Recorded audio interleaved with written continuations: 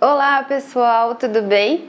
Meu nome é Daniela Maia Veríssimo, vocês já me conhecem e eu tô aqui para fazer a revisão de Sistemas e Teorias 2 de Psicanálise, né? Vamos lá?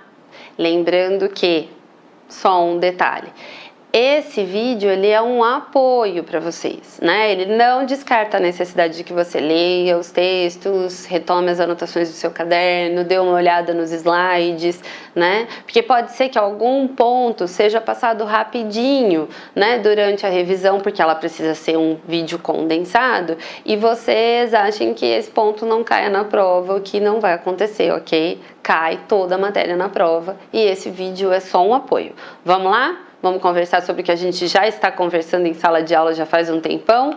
Bom, falamos sobre 3 autores básicos, né? Freud, Lacan e Klein. E então na revisão a gente vai dividir aí, né, o nosso tempo falando desses 3 autores e da ideia que eles têm sobre o mundo psíquico, né? O primeiro autor é o Freud. O Freud, com a psicanálise, marcou o século XX, né? Com a descoberta do inconsciente, o homem buscando a si mesmo.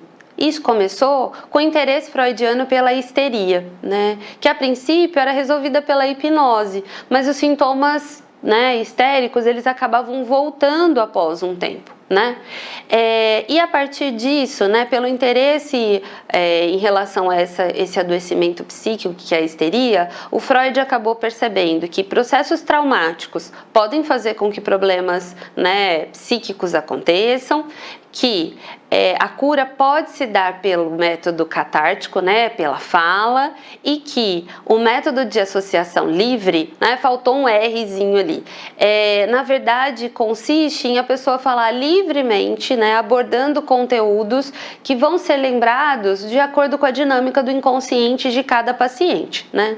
Então, a partir da histeria, o Freud percebe que o processo traumático é importante para a gente pensar os adoecimentos psíquicos e que a cura pela fala é o melhor caminho aí para tratar esses sintomas. Vamos para o próximo? O Freud, na verdade, pensou o desenvolvimento psíquico, né? E ele fez isso, né, pensando que a mente ela é estruturada de uma determinada forma, né? Pensou em 2 formas de mente, né? 2 caminhos, 2 estruturas, 2 tópicas para pensar a mente do ser humano, né? E que também a gente vive aí alguns movimentos que vocês precisam lembrar, que são movimentos que propiciam o nosso desenvolvimento psíquico. Vamos lá para a tela para a gente olhar o desenho bem bonitinho que vai ajudar vocês a lembrar. Olha lá, a gente tem o consciente, o pré-consciente e o inconsciente na primeira tópica, né? Na segunda tópica a gente tem id, ego e superego, né? Lembrando aí, pessoal, que a parte do céu é a parte que nós temos acesso. A gente tem acesso a uma parte da nossa consciência, a uma parte do ego, a uma parte do superego, mas todo o id está inconsciente e uma boa parte do superego e do ego está inconsciente, assim como a pré-consciência, né? Tudo que está dentro do mar é inconsciente, tudo que está fora do mar é consciente, a gente tem acesso quando a gente pensa, né? Outra coisa, para a gente se desenvolver, a gente passa ali por aqueles 3 movimentos, olha que bonitinho, movimento A, autoerotismo, né? Quando só existe eu, aliás, eu nem sei quem sou eu ainda, porque eu sou muito bebezinho. O narcisismo, quando eu começo a perceber quem sou eu e acho que sou eu que domino toda a realidade, não existem outras pessoas além da sua majestade, o bebê, né? E a gente passa ao movimento aí da relação objetal, que é quando existe o nós, quando eu percebo a presença do outro e começo a me relacionar. O outro movimento, o movimento B que a gente vive durante o nosso desenvolvimento psíquico, é quando a gente parte do princípio do prazer, em que a gente precisa obter prazer e ter as nossas necessidades satisfeitas a assim, de imediato, né, para viver o princípio de realidade, que é, bom, a realidade se impõe, eu não posso ter prazer a todo momento, nem satisfação a todo momento, então eu tenho que postergar aí, né, a minha satisfação. E o último, né, movimento de evolução que a gente vive aí, né, que, né, último no sentido da minha sequência, né, é a diferenciação entre impulsos sexuais e de autoconservação. Então, os impulsos sexuais que são muitas vezes resolvidos em fantasia e os impulsos de autoconservação que são vividos na realidade. Fome, né? Frio, sede, né? Eu só satisfaço essas necessidades com questões reais, né? Com elementos reais.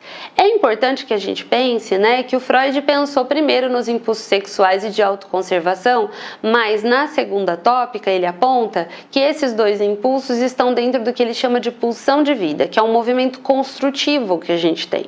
E que, ao mesmo tempo, a pessoa vive a pulsão de morte, que são os movimentos destrutivos. É importante que você olhe para essa tela e você pense que o desenho ali do sol, né, do iceberg no mar, é a estrutura da sua mente e que ela vai se estruturando dessa forma, passando por esses movimentos aqui, A, B e C, certo? Vamos para o próximo? O próximo slide traz o quê? As características de cada nível da sua estrutura psíquica, né? Então a gente vai definir ali consciência, que se divide em consciência e pré-consciência, e também o inconsciente. Vamos lá? Bom, consciência, quem recebe os estímulos, né, quem faz pensamentos, raciocínios, é o seu eu. A pré-consciência é a sala de espera das ideias, né? É quem faz a censura, não deixa subir tudo do inconsciente para o consciente, né? E é aquela parte do controle mental que não está regida pelo princípio do prazer, né? Se rege pelo princípio da realidade. O inconsciente é o núcleo ativo da personalidade. Ali está cheio de impulsos, de energia, de desejo, de traços de memória não acessíveis, né, à consciência. Ali no inconsciente não há contradição, não há lógica, não há negação, temporalidade, é tudo regido pelo princípio do prazer e muitas vezes a realidade inconsciente ela pode substituir a realidade, né? Que é o que acontece quando a gente enlouquece. Tá? Então você precisa saber que essas estruturas pertencem à primeira tópica e que tem essas características. E que existe uma segunda tópica freudiana, que foi quando o Freud ficou pensando sobre a mente humana e evoluiu o seu pensamento dizendo: na verdade a nossa mente se divide em id, ego e superego. As características do id permanecem as mesmas, tá? A gente vai olhar ali, o id, na verdade, ele nasce com a gente, tem energia libidinal e instintos, olha lá, traços de memória, ideias psíquicas não acessíveis à consciência, não tem regra, não tem lógica, nem contradição, nem temporalidade. Tá totalmente inconsciente. O que modifica um pouco? O ego, né? Aparece o ego ali, que é a parte consciente do aparelho psíquico, é a nossa parte em contato com o externo, é quem ajuda a gente a lidar com as exigências do externo e com a exigência do id, né? E é quem armazena memórias. Depois disto que temos superego, código moral, quem faz o julgamento de realidade, quem te deixa com a consciência pesada, né? E os costumes e as figuras de cuidado é que formam os conteúdos que vão estar aí dentro desse superego. Vamos para a próxima telinha? A próxima telinha traz as fases do desenvolvimento psicossexual que a gente já aprendeu um pouquinho e que a gente só retoma, né? Vamos lá?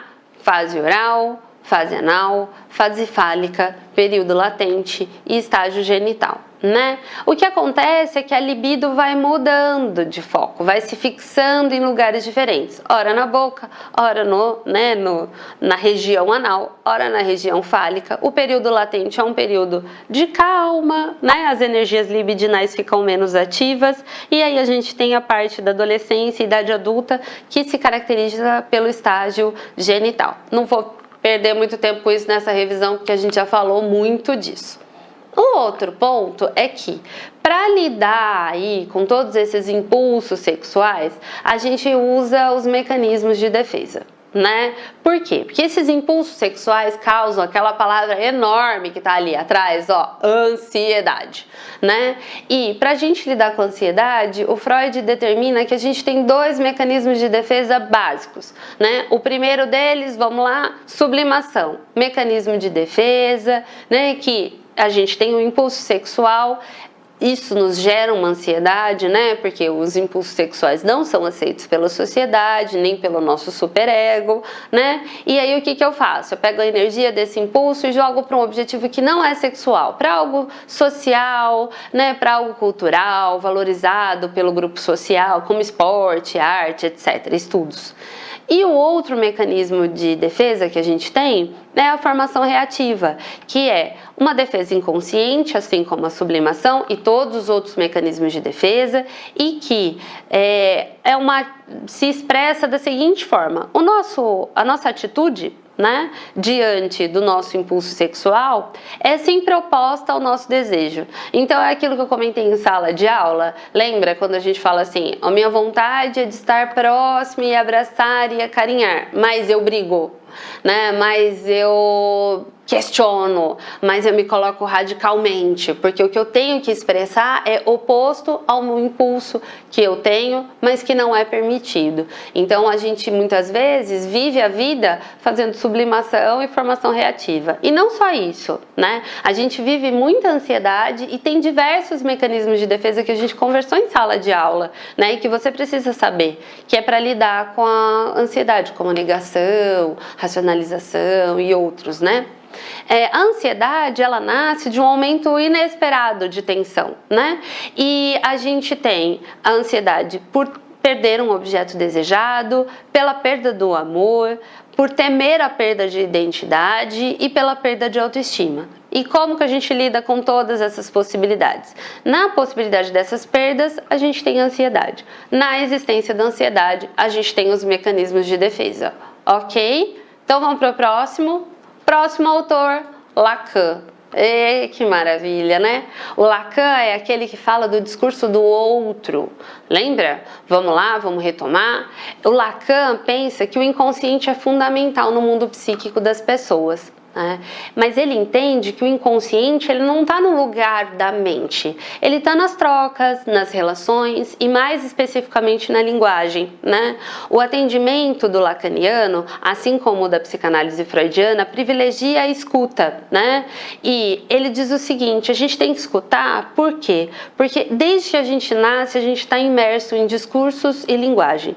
E a nossa língua materna, né, quando aprendida, já me transfere desejos. Então, o que afirmam por mim desde que eu sou muito bebê, vai fazendo parte do meu inconsciente.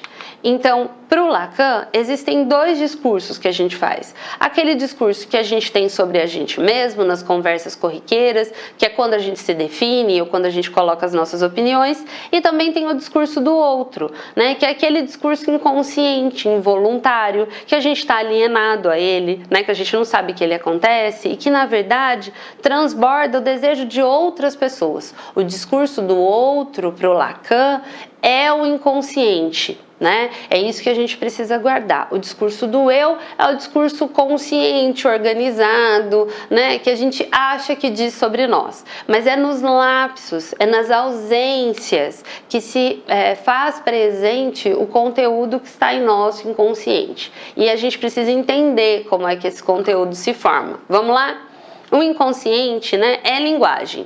E o que o inconsciente faz? Acolhe os significantes. Todas as representações e ideias que foram recalcadas, ou seja, que vieram por um impulso, né, e que ainda que fossem prazerosas, nos causaria desprazer por conta das exigências externas, né, essas ideias, essas representações, palavras, significantes, associadas a esse impulso prazeroso e proibido, vai ficar no inconsciente e fazer uma trama de relação com outras palavras e outras representações. E essa trama só é vista, só é identificada numa conversa terapêutica, né?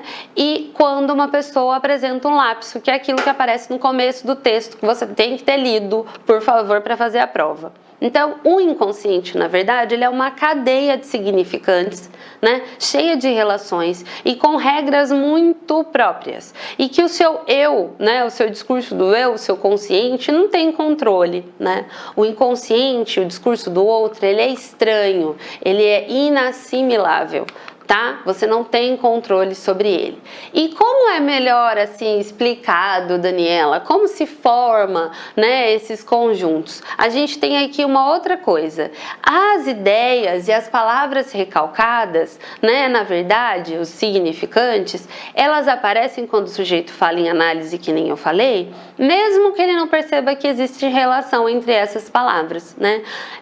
O inconsciente, na verdade, ele se desdobra em relações e regras e é pelas irrupções na fala cotidiana, na expressão do desejo estranho à nossa consciência que ele aparece, tá? Por que eu tô retomando isso, Dani? Parece que ficou repetitivo. Sério?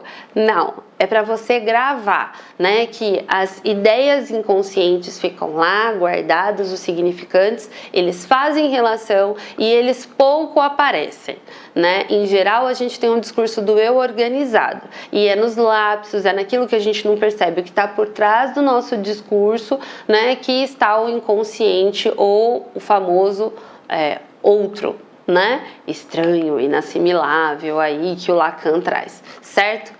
Então, o inconsciente, na verdade, ele é a fala de outras pessoas, a conversa, os objetivos e fantasias de outras pessoas que foram atravessando aí o seu psiquismo, a sua linguagem, que compõem a sua linguagem.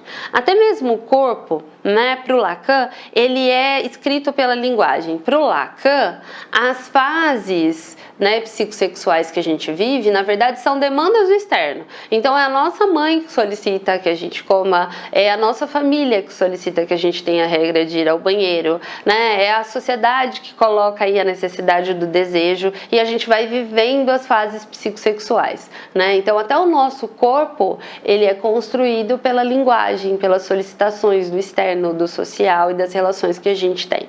Ok? Vamos para a próxima? Próximo slide, maravilha, Melanie Klein, né? Por que tem um bebê mamando? Porque seio bom e seio mal são os conceitos principais kleinianos, né?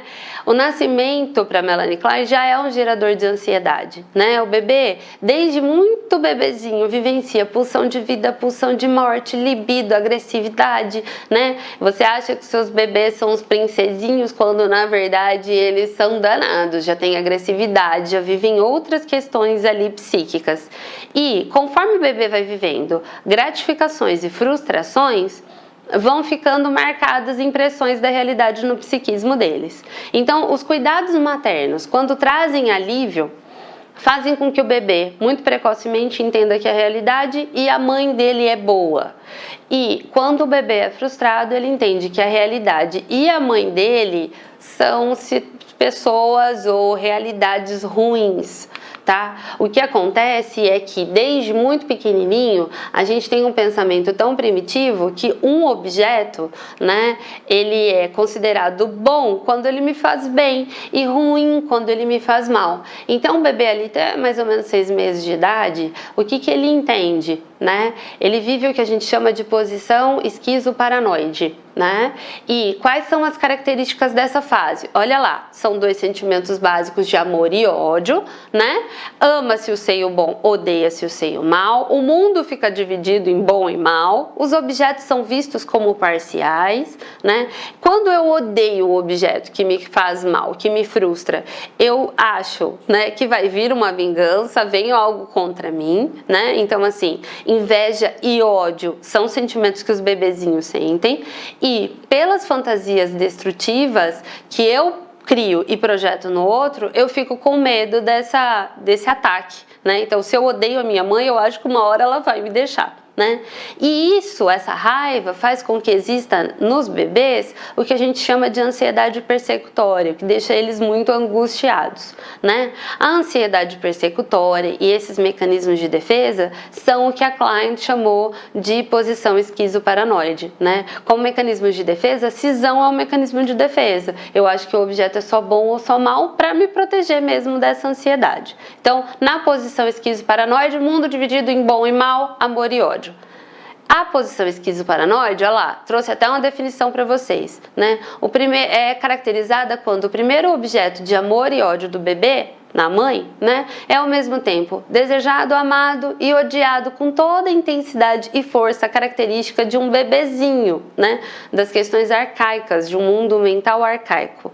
Muito no início, né, o bebê ama a mãe no momento em que ela o satisfaz, né, em suas necessidades e ao mesmo tempo lhe oferece aí um prazer, né, quando a sua boca é estimulada, quando entra em contato ali com o peito e ele pode viver a amamentação, certo? E a gente vive aí a posição depressiva logo depois, que é quando a mãe é percebida como um objeto total, né? A criança percebe que depende dela, percebe que fica vulnerável sem essa mãe, né? E isso faz com que ela tenha raiva e tenha amor e procure se defender nos momentos de raiva, e quando ela ama novamente esse objeto, né, ela começa a fazer movimentos de reparação aí, né, porque ela se sente culpada de não gostar da mãe quando ela tá irritada. Então, o seio bom e o seio mal, na posição depressiva, integram o mesmo objeto, né? Os objetos, a mãe, no caso, e as outras pessoas que estão na vida do bebê são entendidos como objetos totais, tá? O que muda a forma de pensar, a forma de sentir e os mecanismos de defesa que são utilizados. E aí a reparação, ela é muito importante, porque se eu sei que eu dependo de alguém e gosto de alguém que também me incomoda e me frustra, eu preciso cuidar desse objeto, né? Se eu o ataco, eu preciso reparar, eu preciso pedir desculpa, eu vou me sentir culpado porque eu, né, ataquei esse objeto. E o que você precisa saber é que, na verdade, o bebê vive tudo isso também utilizando de um mecanismo que a gente chama de identificação projetiva. Olha lá, né? É uma condição necessária e estruturante, né? Uma defesa primitiva do ego, e que o bebê faz o quê? Ele expulsa algumas coisas intoleráveis da mente dele para outra pessoa e a mãe digere essas expulsões. Quem vai fazer isso com adultos? Os terapeutas, né? Então, quando a gente está ali num processo terapêutico com alguém, com um grupo, com uma instituição, muitas das coisas que incomodam esse grupo são verbalizadas para fazerem parte da gente, para a gente, enquanto terapeutas, digerir isso ou ajudar essas pessoas a digerirem e a lidar melhor com essas realidades. Outra coisa que você precisa saber, que está ali no fundo da minha tela, lá, é que seio bom, seio mal, posição esquizoparanoide, posição depressiva, são fases que a gente vai vivendo, ó, a vida toda. A gente vive quando bebê, evolui, mas vira e mexe. Quando acontece uma coisa muito difícil, a gente fica muito angustiado, vai para a posição esquizoparanoide e começa a dividir. Sei lá, achar que as suas relações com o trabalho, por exemplo, são só ruins ou só muito boas, porque você está ansioso, está começando a trabalhar, ou porque você já está cansado e você já não aguenta mais seu trabalho, né? Então você fica ali naquela divisão, né? Se você começa um trabalho, você acha ele ótimo e não tem defeitos. Se você já está cansado dele, irritado, parece que ele só tem coisas ruins, né? E existem outros momentos da nossa vida em que a gente vive a posição depressiva. Ah, tá, tem coisas boas, tem coisas ruins, tá tudo ali misturado, né? E eu vou poder cuidar desse objeto. No caso, o trabalho, as pessoas, o nosso estudo, de uma maneira que eu não me sinta mal, né? Que eu consiga reparar os danos que forem feitos e que me foram feitos e que eu faço para esse objeto. O que você precisa saber é: vivemos posição esquizoparanoide e vivemos a posição depressiva o tempo todo na vida da gente, ok? A gente vai vivendo isso conforme o tempo e a gente trabalha isso em terapia. E por que eu tô falando de Melanie Klein, né? A gente fala de Melanie Klein porque ela é a principal autora que faz atendimento com crianças, né? A teoria para o atendimento psicanalítico infantil, ela é baseada na teoria kleiniana, assim como o atendimento a psicóticos, ele é influenciado pela teoria lacaniana e por essa ideia do inconsciente enquanto linguagem. E aí eu coloquei aqui, ó, aquela figura que a gente já viu em sala de aula, que fala dos brinquedos, né? Por quê? Porque o brincar para Klein, ele é um modo de associação, né? Então, quando a criança brinca, é como se ela fosse um adulto falando, associando livremente, né? E os brinquedos permitem que a criança fale sobre a sua própria realidade, assim como haja com os brinquedos de acordo com como ela queria agir com a própria realidade. E assim como ela chega nos atendimentos já sabendo que ela tem um problema e que o terapeuta pode ajudar ela mesmo sendo muito pequenininha. As crianças já têm noção de que elas vão ser ajudadas, elas já têm uma percepção da realidade, ainda que muito primitiva, né? Então, assim, a Klein trouxe aí a ideia de que a gente pode atender criança utilizando a psicanálise, que era uma ideia que não tinha sido desenvolvida pelo Freud, né? Então, a criança já chega ali, ó, pronta para ser atendida e sabendo que a gente vai fazer uma interpretação, que a gente vai trabalhar com ela e que a gente pode levar ela a um alívio do sofrimento psíquico que ela vivencia e a cura. Certo? Todos esses autores, na verdade, vão contribuir para que você amplie o seu raciocínio clínico. E quando eu falo de raciocínio clínico, esse raciocínio pode ser aplicado em qualquer lugar, tá? Nas instituições, nas escolas, nos lugares por onde você for enquanto terapeuta. Eles não precisam ser aplicados exclusivamente dentro do espaço clínico. Ok? É um método de raciocínio, uma forma de pensar e ver o mundo. E é provável que você se identifique com um autor mais do que com o outro. Mas para a prova precisa estudar os três, certo? Então eu espero que vocês estudem, verifiquem tudo certinho, anotem, né? Leiam os textos, vejam esse vídeo mais de uma vez e entenda que isso aqui é só um apoio. Daqui vocês podem construir mais coisa e eu espero que construam mesmo. Beijo, boa prova e até a próxima, pessoal!